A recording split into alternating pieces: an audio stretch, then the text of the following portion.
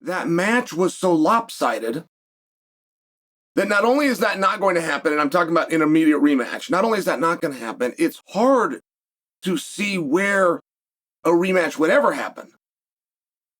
Now, that's not impossible, but what would need to happen for Dricus to beat Chimaev? And that is a little bit more of a complex answer. I mean, the one that was pushing in the pace in that fight, and the biggest surprise of the entire night, but the one that weaponized pace and brought the action to the other, right? The more offensive of the two fighters, without question, was Chimaev. And that's not the way it was supposed to be. I mean, many of us experts in this role that came and told you guys what was going to happen were pretty clear that if Chimaev didn't prove his point early, he wasn't going to be able to prove it late. All right.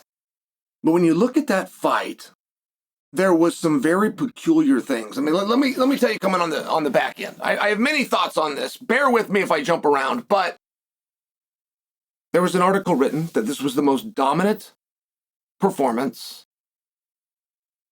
in championship history, evident of the fact that there was 3 10-8 rounds, evident of the fact that there was 500 plus punches landed by one guy and there was 40 plus punches landed by the other guy. But I'm not sure we're following the laws of logic on that.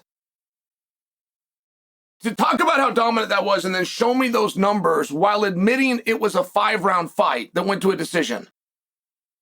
I feel like the laws of logic alone, anybody who's ever had a championship fight and they were stopped would have to go into the category of being dominated more than a guy that made it the distance. All right. Now I want you to store that thought. And it was the way this match was done. Not only was pace with Chimaev, but position was with Chimaev. Now, the way you believe that happened was grappling was with Chimaev. You're not completely right on that. You're not. There was wrestling, and we will define wrestling as the in-between between stand-up and the ground. The one that out-wrestles the other one is the one who dictates that we go to the ground. But once you get to the ground, that's where the grappling begins. And of the 3 grappling exchanges that we saw, Dricus looked pretty good. He looked like he could grapple with him. He reversed 2 of the positions. 2 different times in that fight, Dricus did what nobody else has ever been able to do, which is to put Chimaev on his back. And that's where it really gets so fascinating. Like the moves and techniques that Chimaev did, you've never been taught in grappling class. Nobody has been. If you get a guy to his hands and knees, what some people refer to disgustingly as turtle position, but I've heard that thrown around. You would then immediately advance from there. There's no practice, there's no jiu-jitsu coach anywhere in the world that ever tells you when you get to that position, hold his hips and do nothing.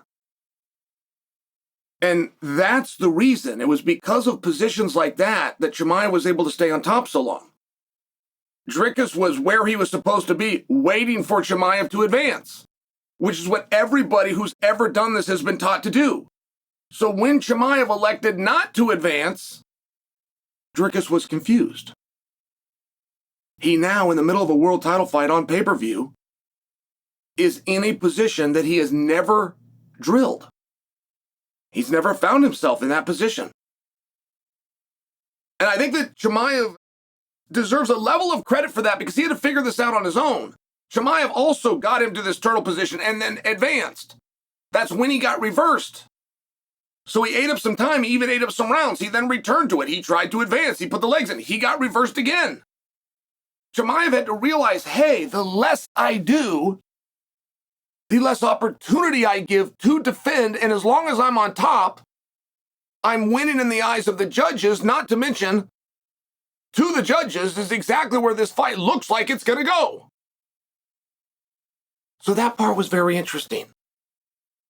And I've just noticed all these guys calling out Chimaev that have never said his name before.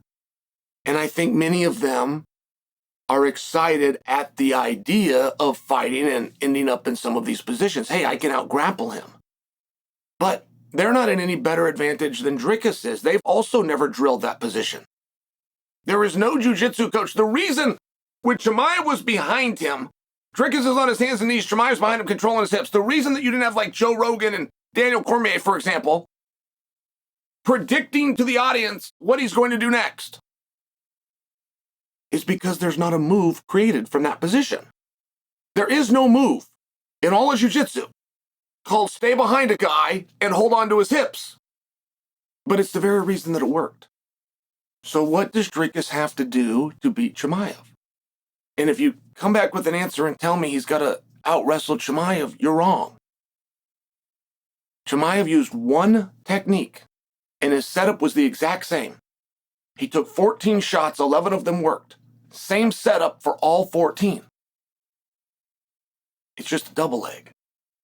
Is that a gap that Dricus can close?